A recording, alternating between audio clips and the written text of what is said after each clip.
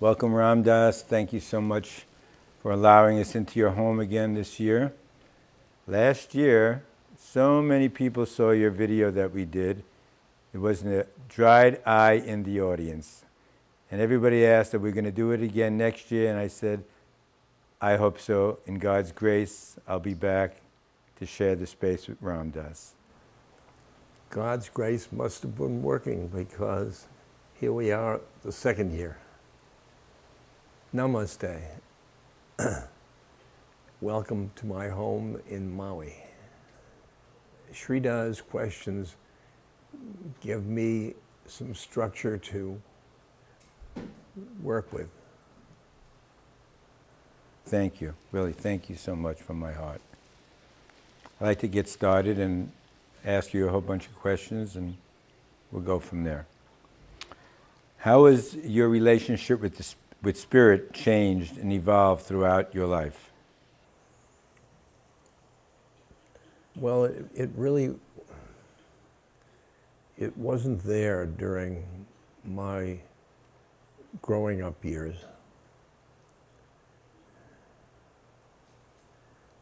It wasn't there.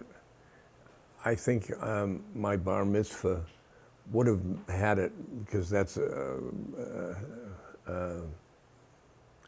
a ceremony introduced the spirit, but it didn't do that for me. All it was fountain pens and envelopes, yeah, and dictionaries and things like that. Then psychology. I went into psychology in college, and I took it through graduate school at Stanford. No powerful spiritual things at that.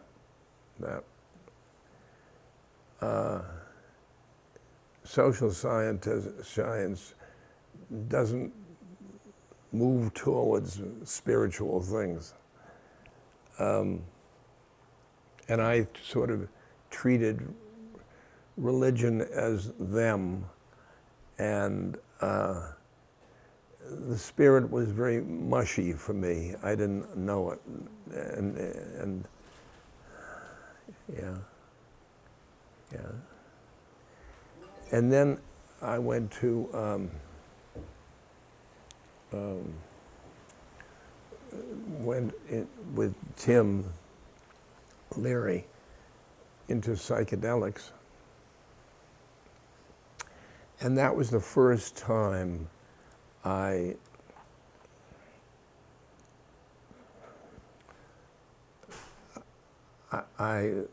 the spirit came into my life. It was the magic mushroom. And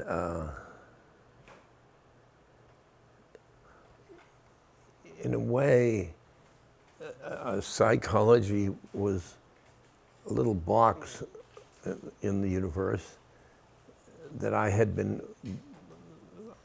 in. And now I was a great big universe of spirit.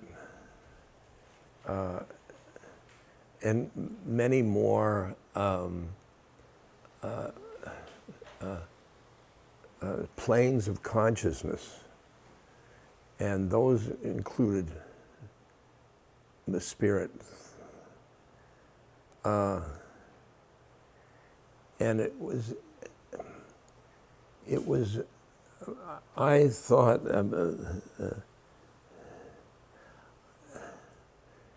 I wasn't understanding my my experiences in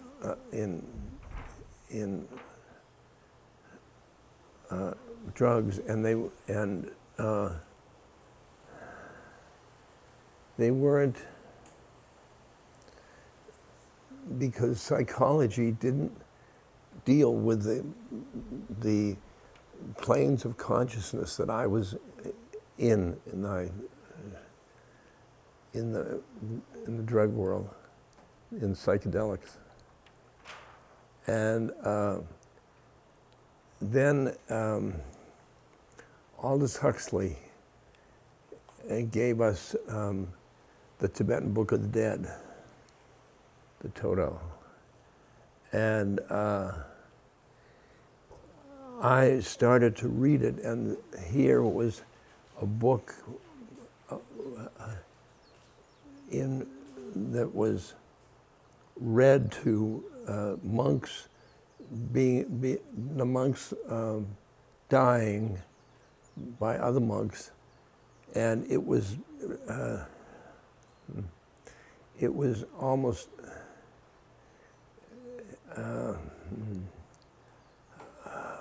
exact reproductions of my experiences, and in the drugs, and so I came to the realization that people in the East knew these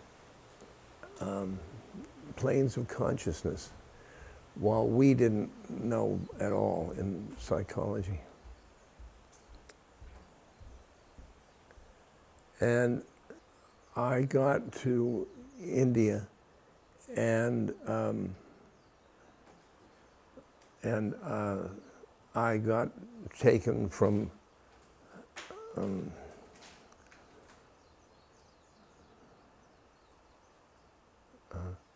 Buddhism into Hinduism, and met my guru, and by his love,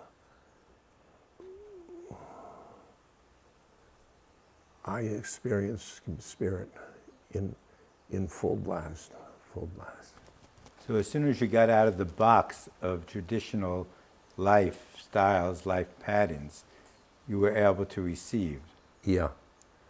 I was so enamored of the box I was in. Like everybody else. Yeah. And it's the roles we get caught in. We get caught in roles, like a role of a psychologist, or a role of a mother or a father, a role of a lover, a role of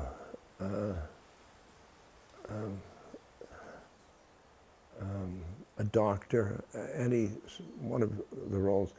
And all I've learned now is that it's better to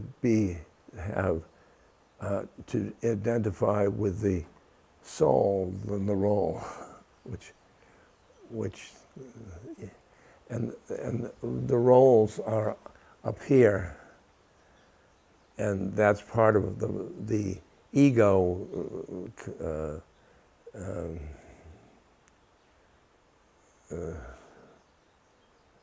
constellation, and the ego, then you go to soul, which is in the middle of the heart space. And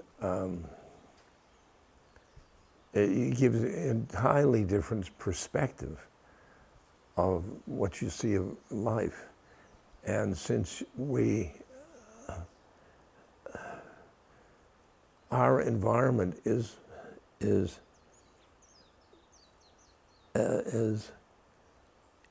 influenced, we are influenced by what of this environment, by what we are in our minds.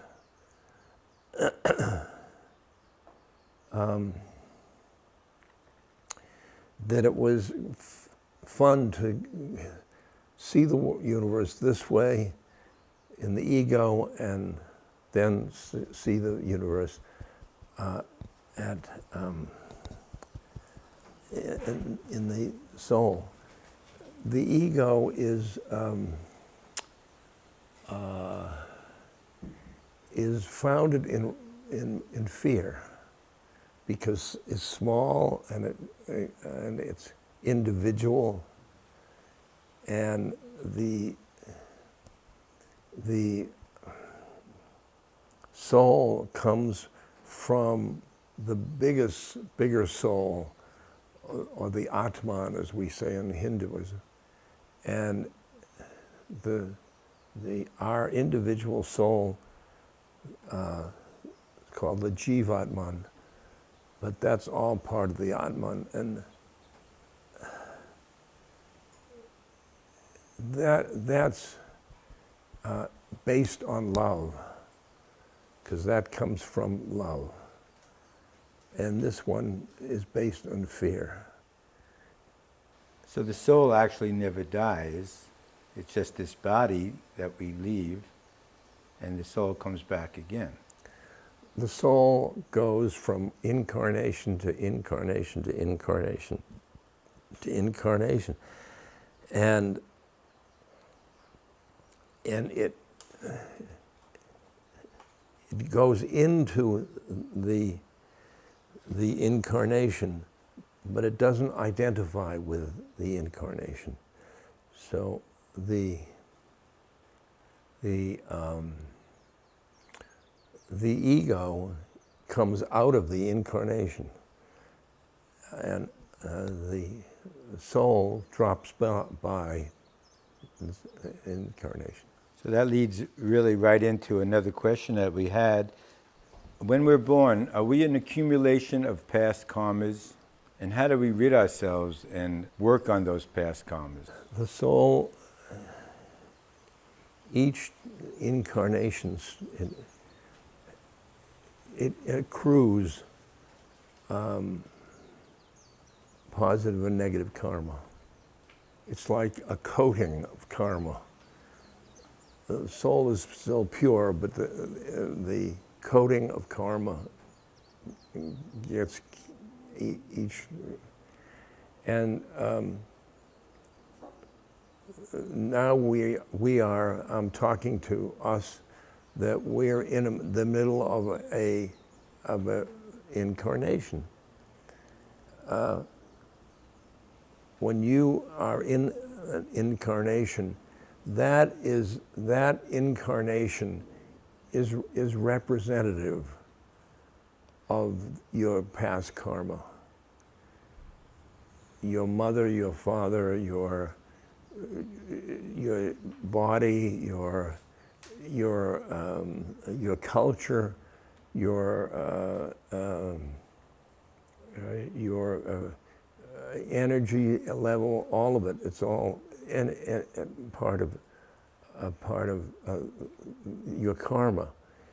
Now then, to work that karma, to get rid of it, you'll work with the stuff of your incarnation.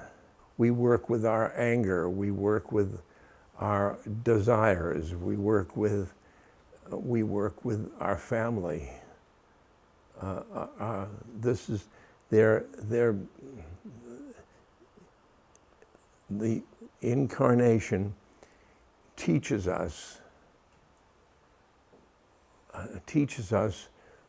what our attachments are, attachments from our karma. Yeah, but we're so thick in it, it's so hard to identify with it in order for us to see how to clear it up. The thing is going from here to here, because this is a witness of the incarnation. This is right in the incarnation, and here you get you witness the drama of your karma. They witness, the witness, it's witnessing roles, and the witnessing attachments. So I witness my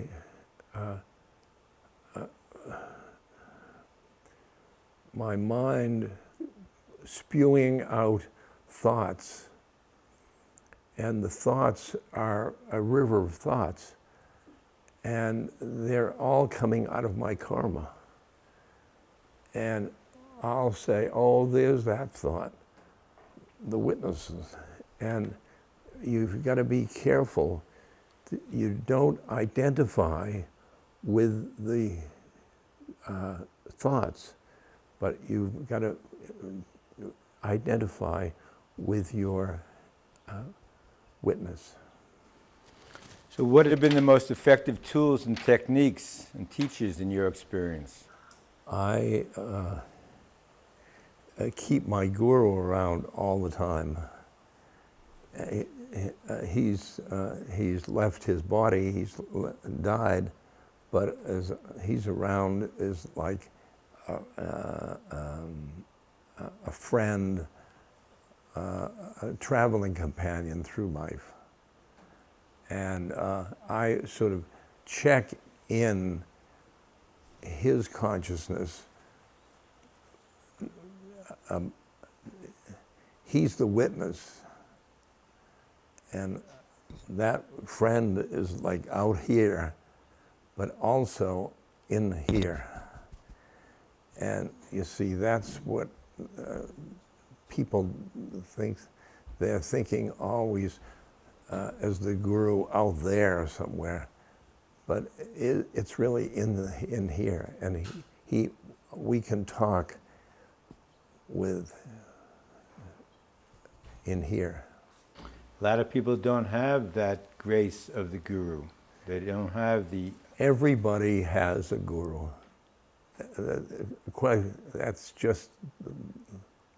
That's the reality of it. The guru can be called a guide or an angel or a master or something like that. Most people have gurus, have astral gurus. They won't see them on this plane. Like my guru now is not as an astral plane. And most people think of their intuition as a final thing inside about how they work with life. And the intuition very close to the guru. Sort of like the voice within? The voice within, yes. Yes. And it's the voice, it's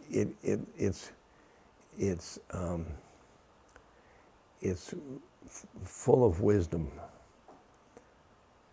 It's full of peace. It's full of compassion. It's full of joy. It's full of love. And it's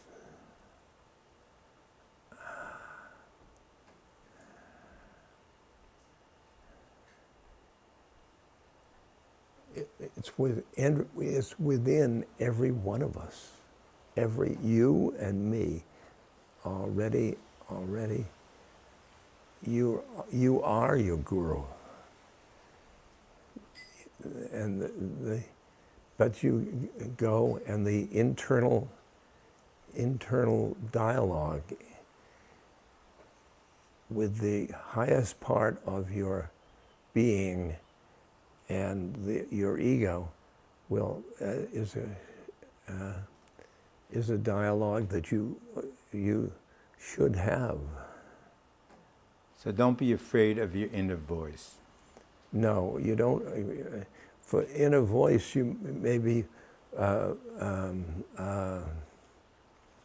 meditation brings you to the inner voice.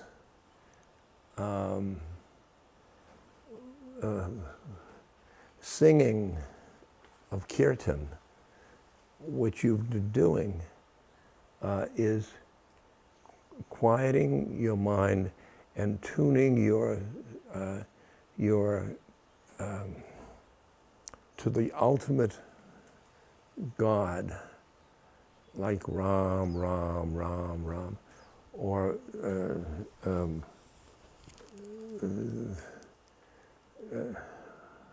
Japa. Japa. And Ram, Ram, Ram, Ram, Ram, and I Ramize every scene I go into. I just, like, I'm a store.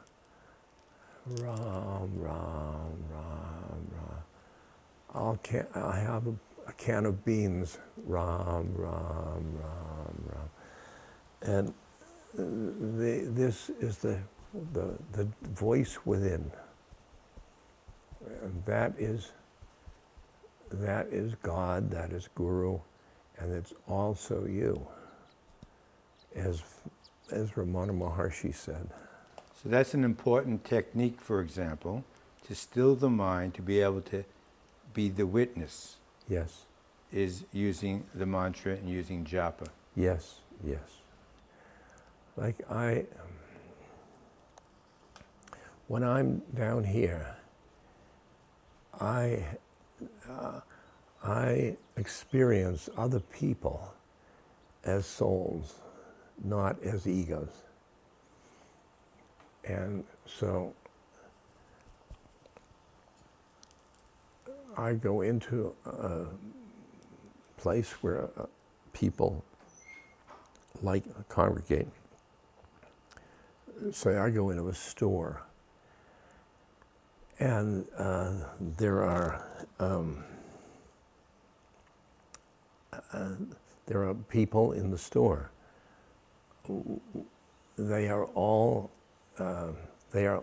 busy in their incarnations. So some of them will be clerks, and some of them are customers. Those are roles. And I'll just see souls, because I'm Ram, Ram, Ram, Ram. And then they don't see their own souls, because most people don't. You have a soul, or you are a soul. You are a soul, but you're still identifying with that ego.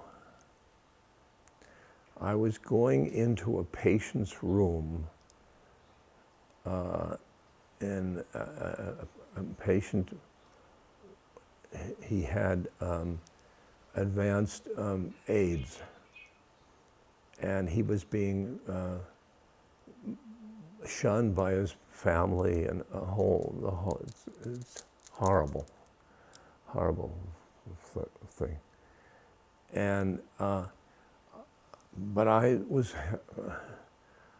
my Ram was working, and instead of me being the older gentleman who visits sick people, that's my role, I became a soul.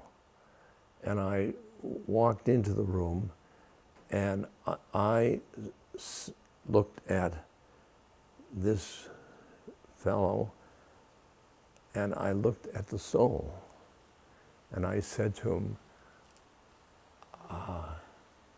how is your incarnation going this week?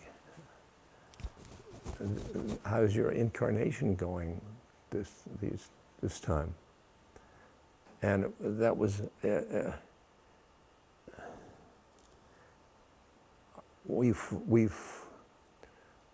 that question brought us to another plane of consciousness than he was the patient.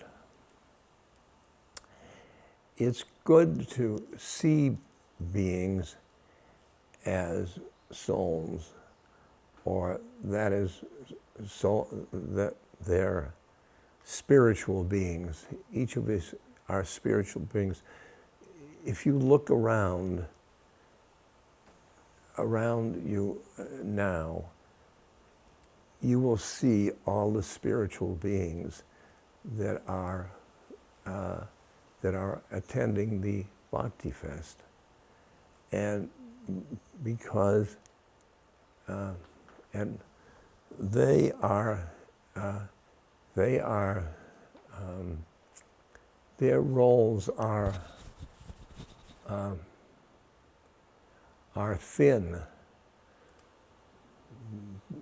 because of the attending this fear. Then there will be other ones who, in their roles, and you can see, if you are a soul, you will see others. But at any rate, in what I suggest, to get into the soul, and I'll tell you how I do it. I have a little mantra that I am loving awareness, and I right here is, I focus on here. I am loving awareness. It's as if my awareness is down here, which is, it is, and that's the awareness of God. That's the awareness of the individual. So now, when you're aware, see, you witness everything, and I'm aware of my thoughts. I'm aware of the wind. I'm aware of all the panoply of things from my senses. And the reason I say I'm loving awareness is is the loving. My guru said to me, Ram Dass, love everybody. And I said, well, I can't. Of course I can't. I was feeling up here. I can't do that. And he said, love everybody.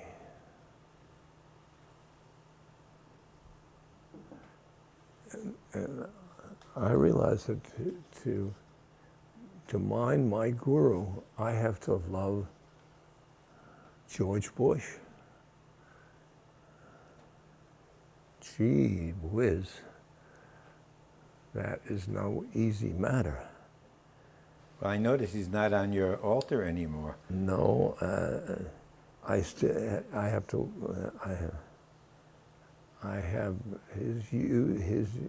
he's used up, because I had, George was on my altar, and all these souls, Maharaji, Jesus, Anandamayi Ma, Ramakrishna, Ramana Maharshi, And then there was George. And I was just loving everyone until I came to George. And I said, Maharaji, Ananda my Ma. George, what are you doing? And I realized that I was identifying him with his incarnation as president. And I never had seen that soul. And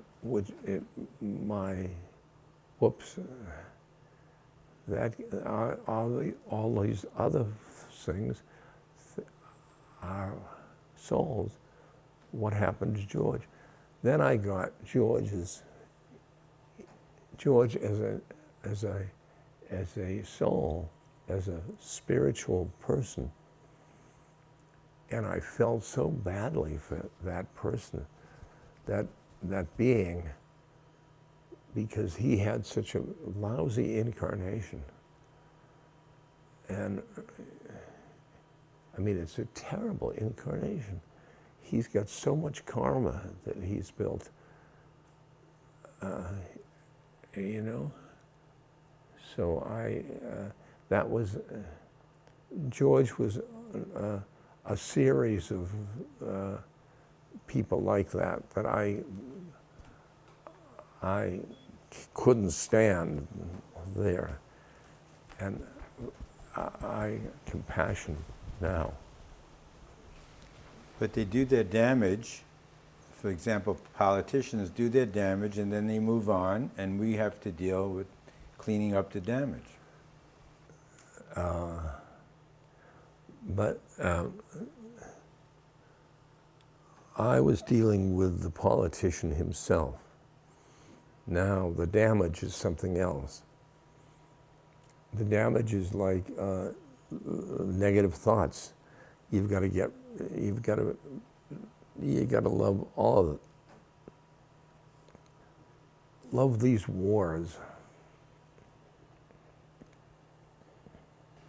It's very difficult, Baba, to love the condition of the country we're in now, and the situation with the banks and the financials. People are getting kicked out of their homes left and right.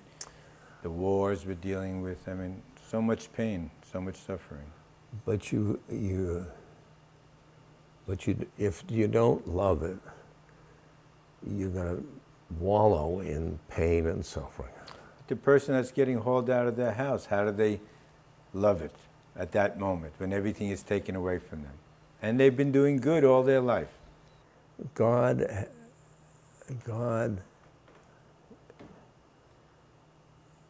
spoons out good and evil to all people. Indiscriminately. Indiscriminately. But he does discriminately. You can, like, for example, I have a stroke. Now, the stroke, everybody around me said, oh, it's terrible, terrible. And I could have gotten into that mindset.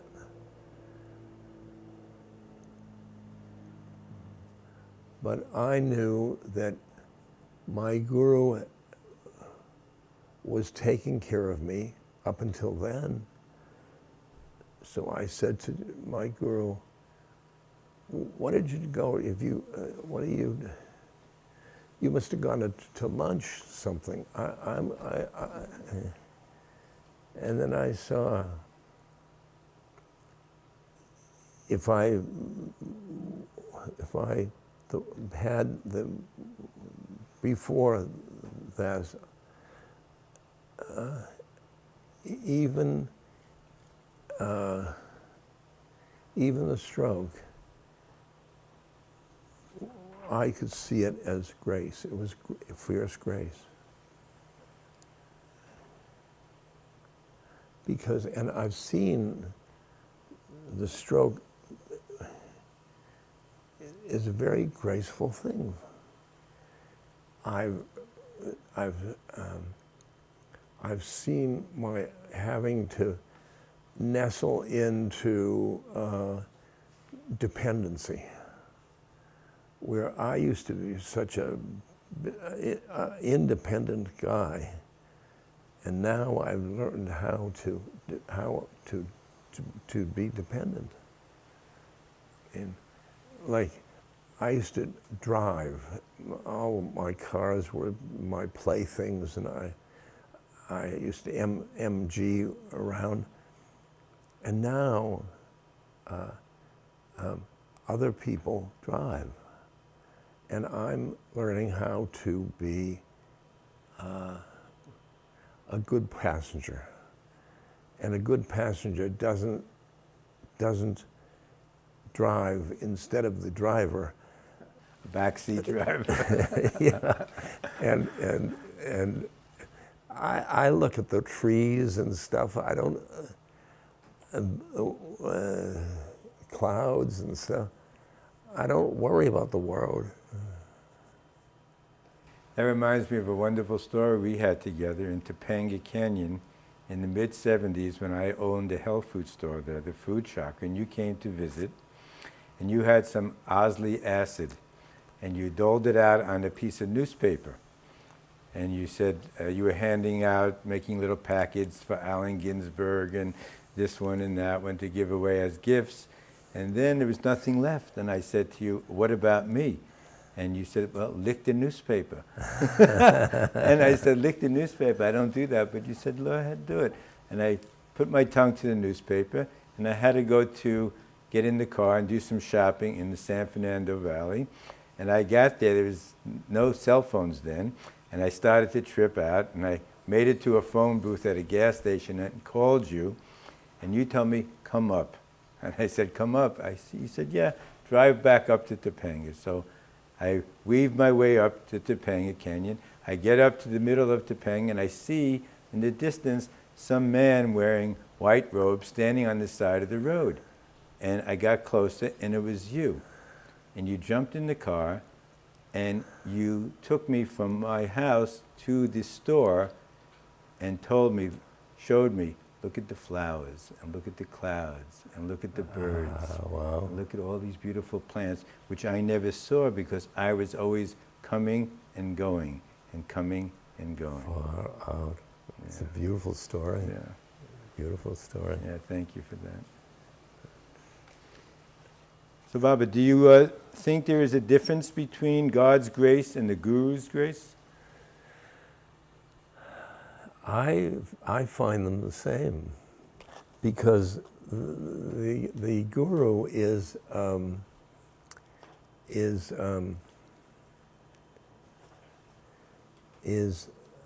the outfit, the clothing for this plane for God.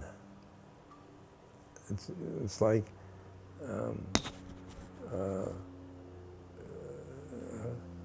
Christ will come as Jesus, but he's representing God. And there's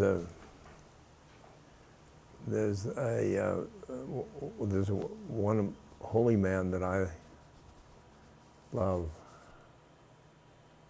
Ramana Maharshi. Then he says, God, Guru, and self, the self, are the same thing. We're all one. Are all one. Are all one.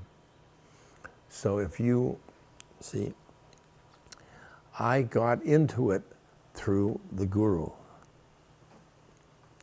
because I'm a psychological person.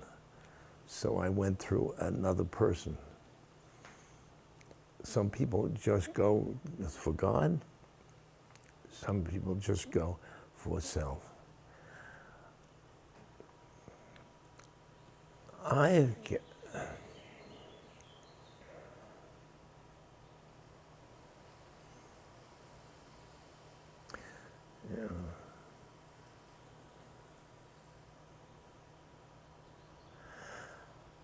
I've been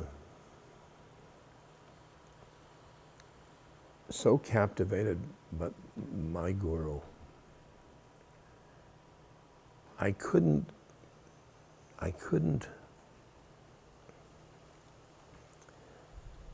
feel like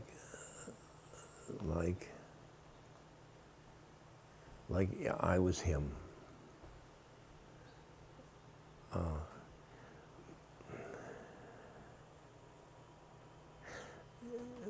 It's like a wonderful.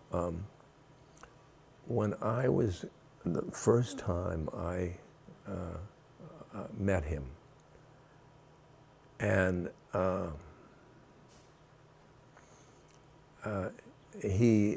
I wrote about it in Be Here Now.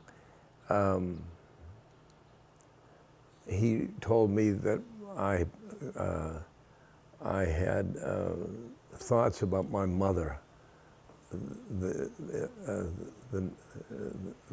day before, and I knew that that was a power he had, but we psychology people didn't have, and I was captivated by the power. And then when I thought, he's reading my mind. My God, all the stuff in my mind that I can't show to. I kept embarrassed. I was looking at the ground, and he's up here. And I thought of, oh my God, I should have, he can't see that. And a list of things. And I looked up, and he was looking at me with such intense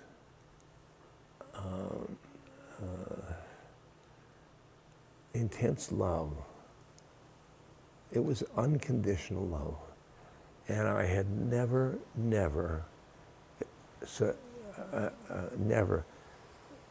seen unconditional love. My parents had the conditions that I'd be a good boy. My teachers had conditions. My friends had conditions. And really, I was there with unconditional love. He was loving all of me. And that love was turning me around in that relationship, not the reading the mind. And it took me about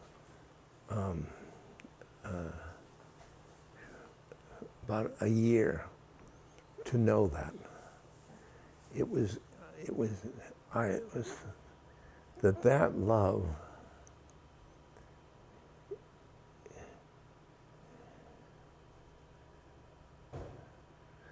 that love changed me. That love changed me. But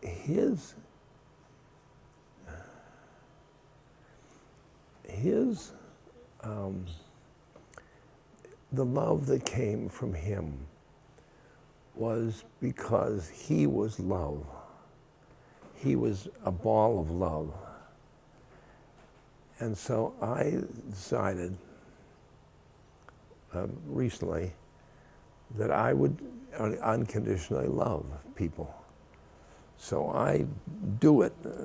I was doing unconditional love. But that isn't what he did. He didn't do unconditional love. He was unconditional love.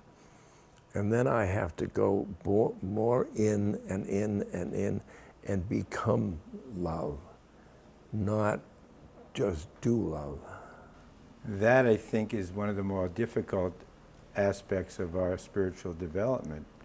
Yeah. Because we are all based on conditional love with everything, with our parents, with our relationships, with our husbands and wives, with our children. Yeah. Yep. Yep. It's a very difficult path out in the world today or any time Yeah.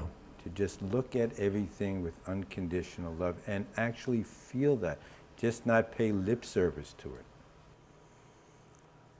I've been doing it for anything. So oh my gosh, this wall is, I love it so much. And this plain wall, and I'm doing it, I was treating me like a crazy guy. Oh, I love everybody. There's love, glass.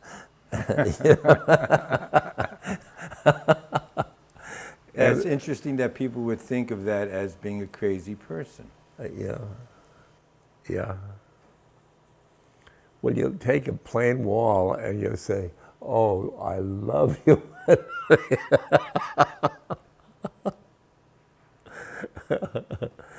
And I thought, I'm in a ocean of love by loving everything unconditionally. So that leads me into the suffering, Baba. We travel through life and we find so many of our friends are suffering, including ourselves. So how do we are able to put aside our own pain and suffering in order to help others? Your suffering is there. It's the thoughts that you give me. And you are the witness. And the witness, the witness will witness all of the suffering and all of the horror and all of the unconditional,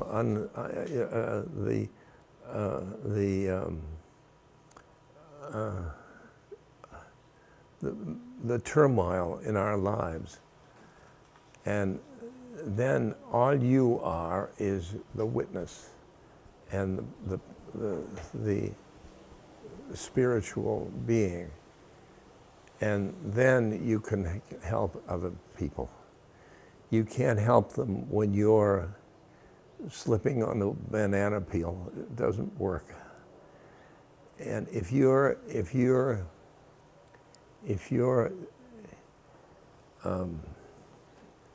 suffering about our world, you can't bring another person out of the suffering of the world, because otherwise your mind is the suffering. And this, I've learned this by sitting bedside to dying people. You can't sit at a bedside and be an ego. You're too frightened about death.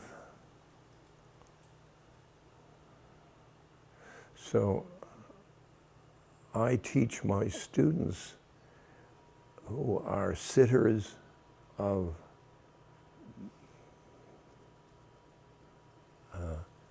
dying people, I teach them how to get into their souls. Brings up a little point about anger, Baba. Most people react with anger about pretty much everything in their life.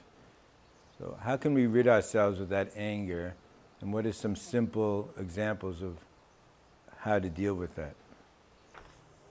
Witness your anger instead of becoming angry. See, becoming angry means identifying with the thought of anger. And as long as they identify with the witness or the soul, they don't get angry. They don't get angry. They will see anger, but they won't benefit them for the anger. we humans have do two two planes at once. What we witness, and then we act out in the plane.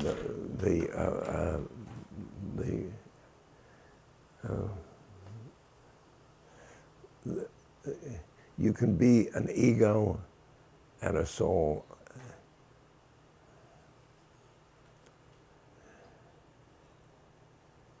That's the way in which the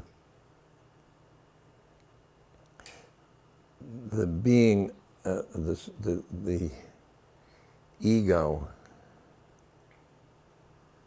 and getting angry and wanting this and desiring that.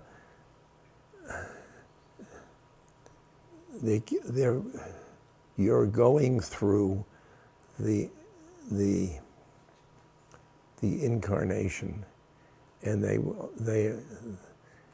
and that means that you will get the teachings. The incarnation is your karma, and is your teachings to get rid of karma. So you get angry, that's your karma. Then you start to you pulled back into the witness through meditation or whatever you say, and then that anger, look at that, I can see where that anger came from. Yeah. Oh, I see. I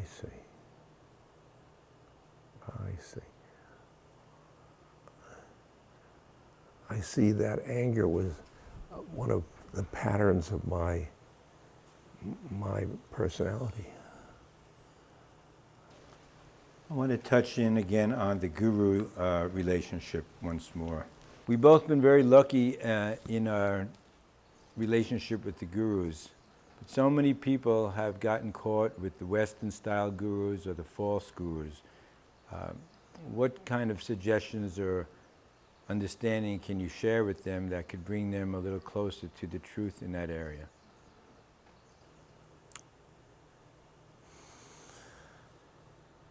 This is where your intuition comes in.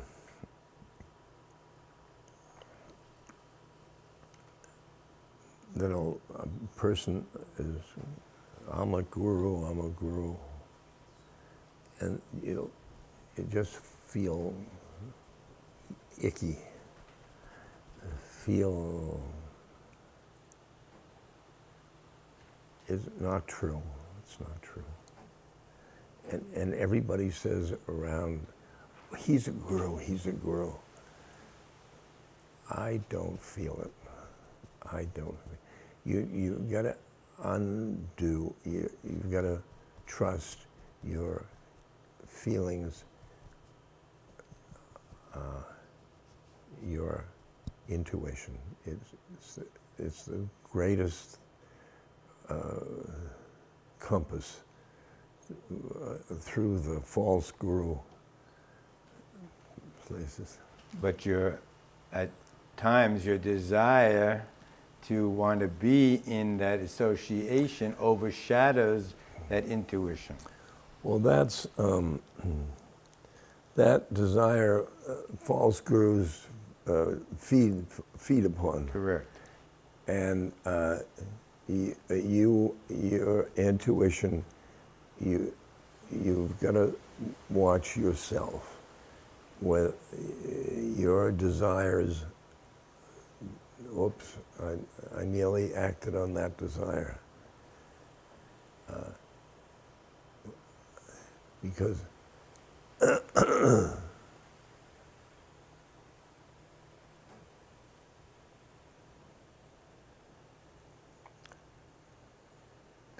really think every person has the compass in them. And, and then witness, and they first witness their own desires. I desire a guru. This guy says he's a guru. My desire makes me want to jump. But what is that desire? It doesn't just like a thought. I've got to watch it. I've got to watch it. I'm not going to identify with that desire. I'll witness that desire. The witness, the soul, knows when you've got the good, knows when you've got the true guru. The true guru. And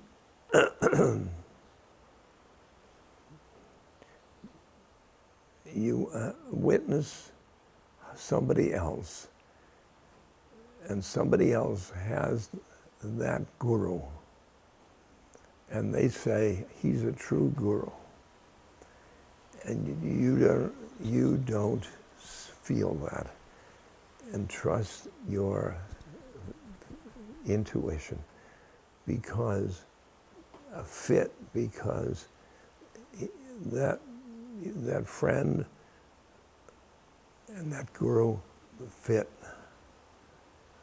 And the guru might have been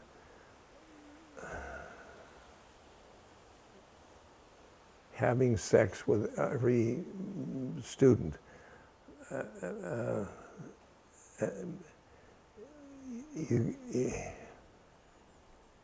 But it doesn't matter. It doesn't matter. The guru is God. And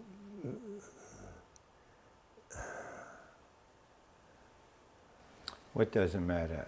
I want to be clear about that, because it would matter if the guru was having sex with everybody, because that would show that they are not a true guru, because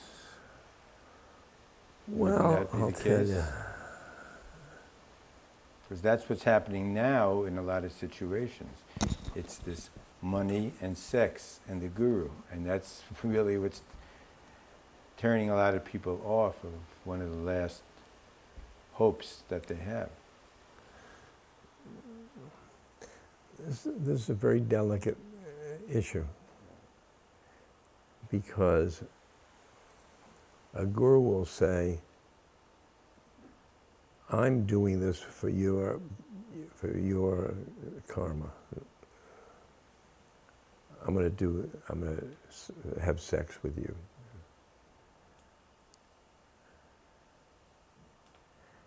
Now, some gurus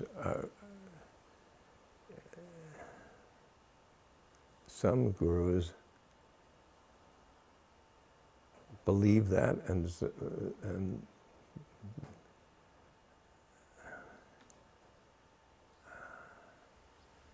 oh boy. Others say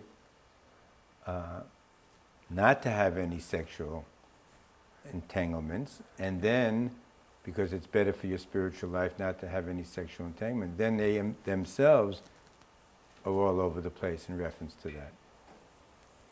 Wouldn't it be better off for a guru or a teacher to just come out and say, there's nothing wrong with sex? That's right. That's it's okay. True. Let's just dive into the love. Yes.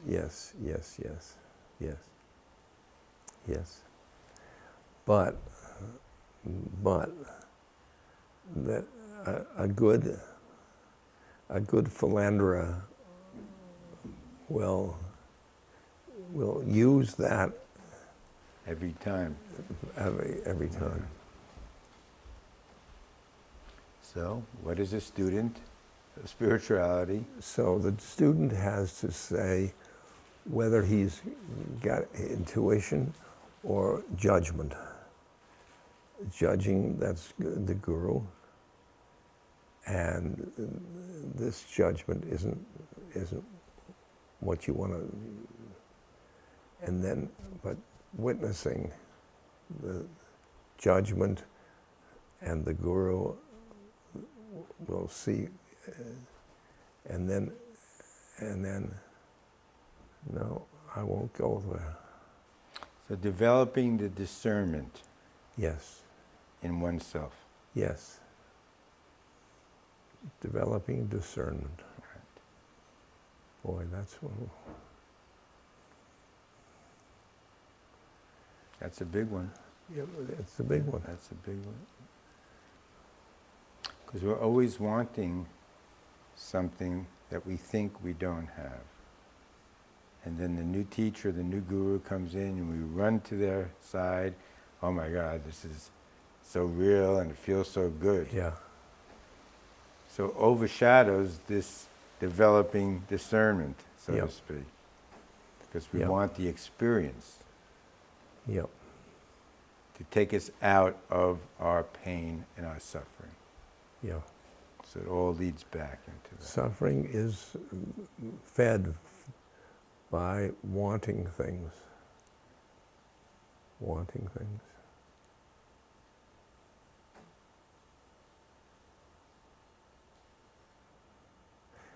That may be one of the teachings they're learning.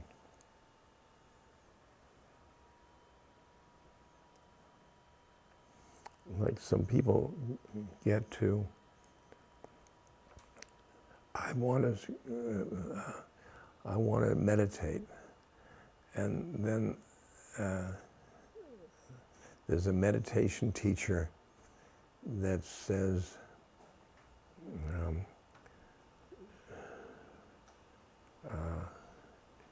you will meditate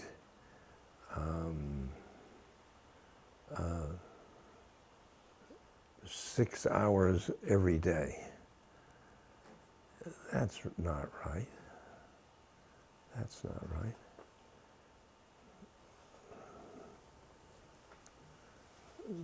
All that the kid wanted was to learn meditation. This lockstep thing isn't good. So then it goes back to the experience that one gets. So many people have been practicing yoga and meditation for so many years, but they haven't really had a direct experience.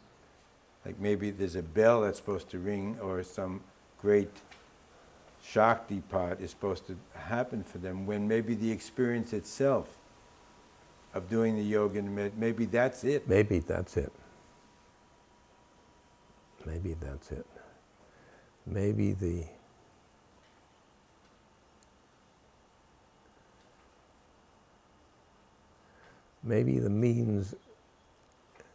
means are the end. Yeah. But maybe not.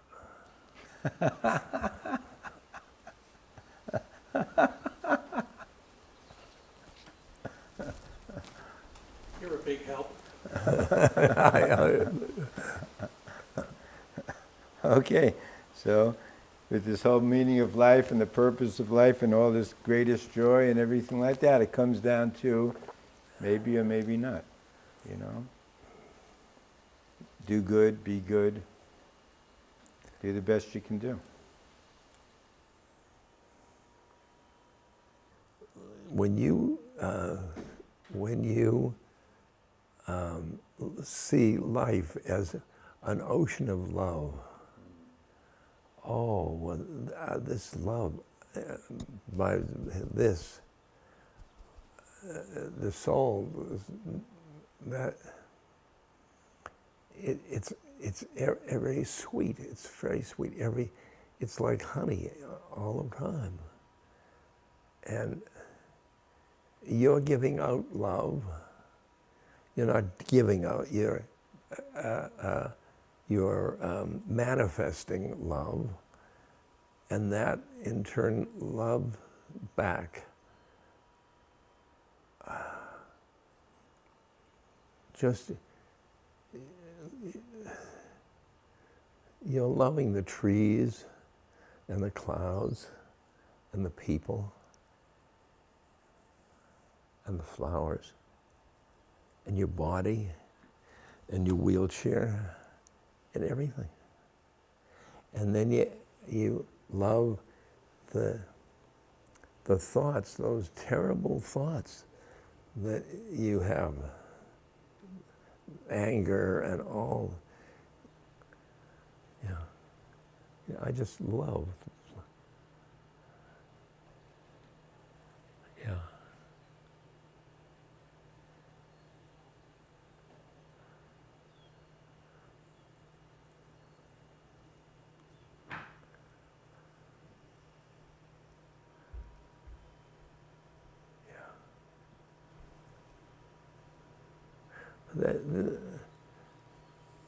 This is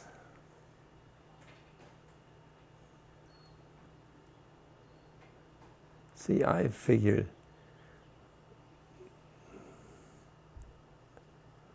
Maharaji told me to love.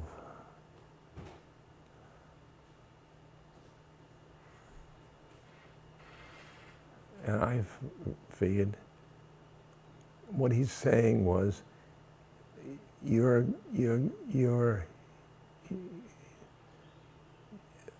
that's the way you get into your soul. That's what I'm seeing, that if he says, love everybody, I think he is telling me that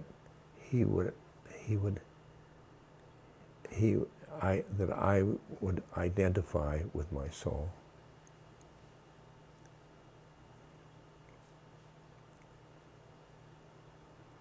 So see the love within yourself. Yeah. As a first. First. Right. First. Then it comes very easy. Yeah. Hopefully. Yep. Once we get through all Yep. You love me first.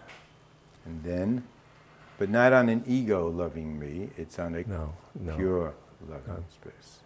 No. When you get not loving, there is, I am love. It's the being, not the doing.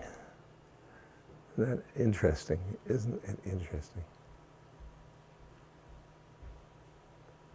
I was with a woman last week. She says,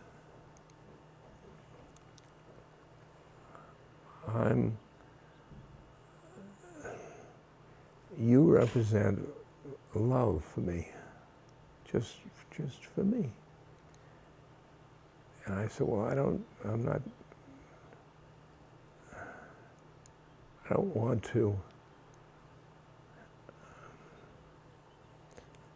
a romantic love.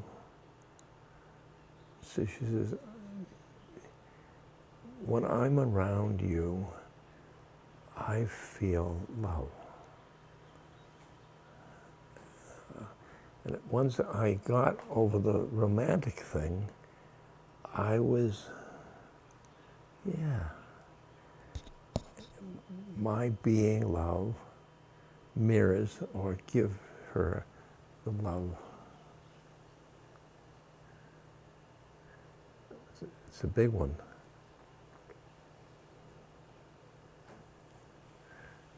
See, like, all I've been doing this few weeks, it's like I love everybody. I love everything. Now, that means that I love that wall.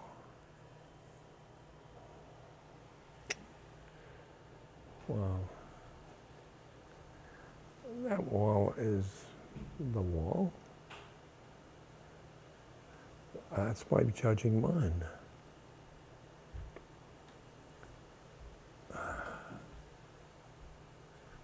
But I'm pretty crazy if I love that wall.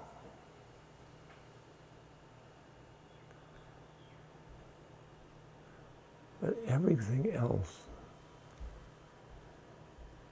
loving everything equally. I'm just in the sea of love with that wall.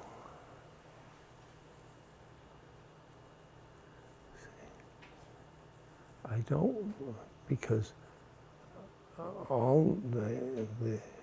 I've been doing it. I love that wall. I've been doing it. I'm loving, oh, I love you. All this, but I'm in the sea of love. I'm being in love and being in love with the wall. I'm not doing anything to the wall. The wall isn't doing anything to you. No, I know.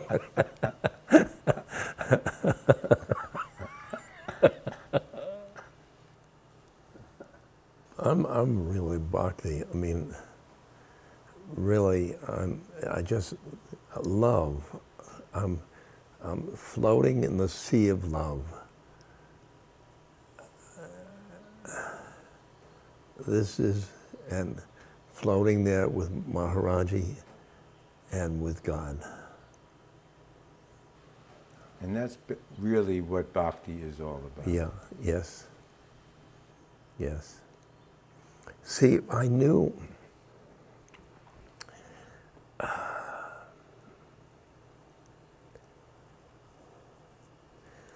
everybody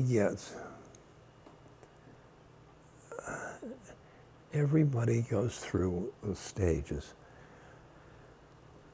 They look around and they see everything is one, like physics. They think everything is one, but they're not necessarily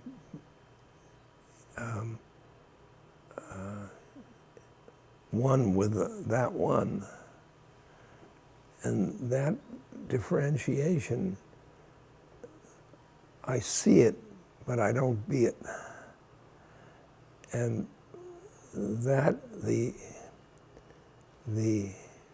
that step is grace. You ask for grace to give you faith. Because in that faith, you've got to end your individuality and you go into the ocean. And that's a very thin thing. So I think it's wonderful they're all one. But the final one is, I am one with the all. Then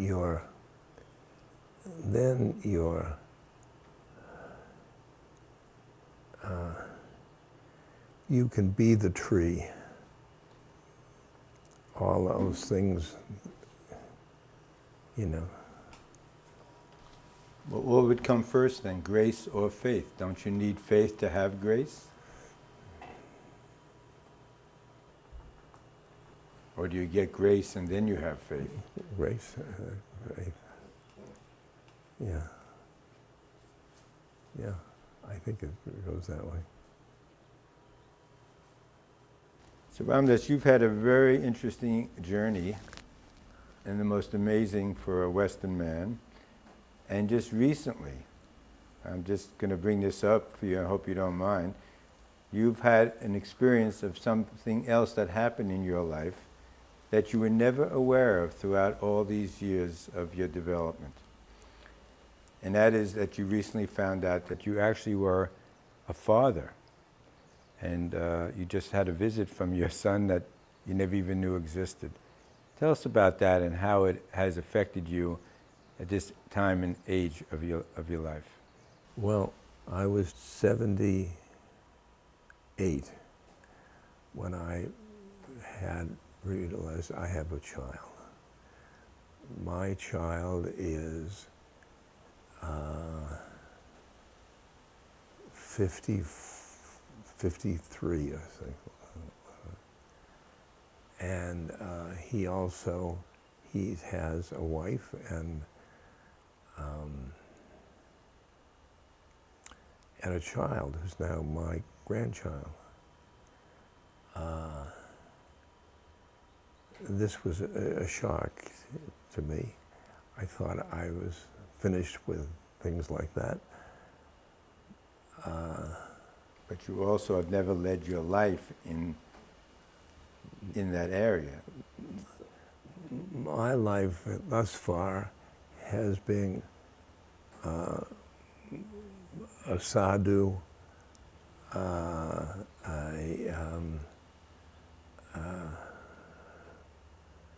renunciate, with no family. And when this became exposed, oh my God, I'll have these two attachments. I thought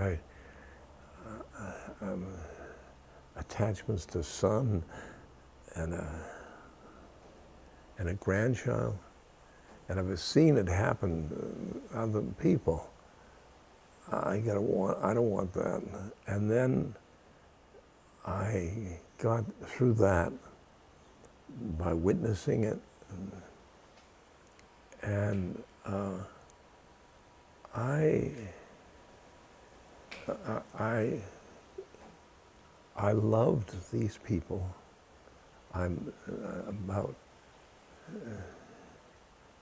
They came here. I loved, and I felt this love of DNA. But I was saying in the past,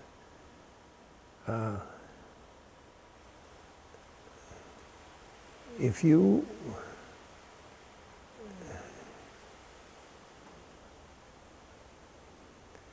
want to test how well your sadhana, just try a weekend with your family.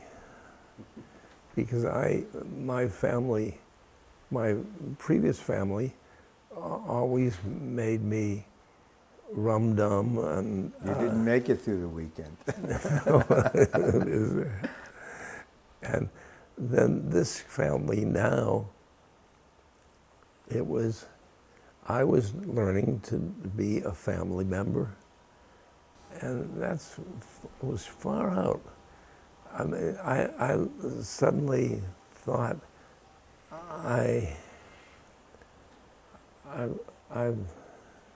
all around me, I've had satsang, but then this family, I'm back in psychology with them. It's an interesting thought, Baba, because 50 some odd years, you didn't have any child rearing, you didn't have any diapers, you didn't have any school, you didn't have any business, anything to do with anything, because this never existed. And all of a sudden it came out now, the later years of your life, for you to deal with and open up to on a particular level. It's an amazing story. All I can figure is that Maharaji is a rascal, and he wasn't finished with you yet. yeah. After the stroke, he still had something else for you. Yeah. And it was interesting that Ramesh and I have been doing a book about saints. Oh, how's that coming? When is that coming out? It's coming out in the fall. In the fall. What's the name of that? It's Be Love Now. Be Love Now. I will look for it when it comes out. And in it, it tells that Maharaji had a family. And we were couching this because we had assumed that he was wandering sadhu. And he had a family. And now we've interacted with the family, and they loved him, and most of the devotees didn't know that family, and so here we are writing his family biography, and my family was coming as self-evident At the same time. at the same time. Yeah. So he was a great householder and a great sadhu at the same time. That's right. Right. That's right. And when he's in a householder, he was in the household. Yes, and when right. he was a sadhu, he was a sadhu. Yeah, Right. yeah, It's all perfect. yeah. So I'm going to find it all perfect in my life too. And it is. And it is. I think my grandchild is my next teacher.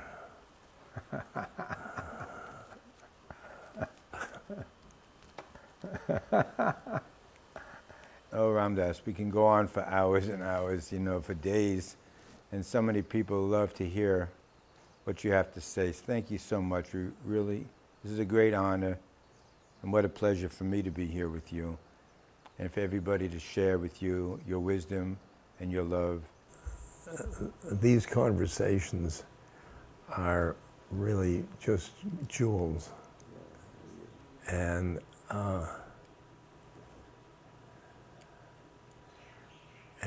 I'm impressed that these conversations are part of the Bhakti Vest. With God's grace, we'll be back here again next year. And years and years and years, we'll all be able to come together like this. So we'll be looking for your new book. It's the first book you've been written in a long time, and we so joyfully look forward to it. And again, from my heart and everybody else's who's watching this at Bhakti Fest, thank you so much. And we love you so much. Thank you. Thank you. Goodbye.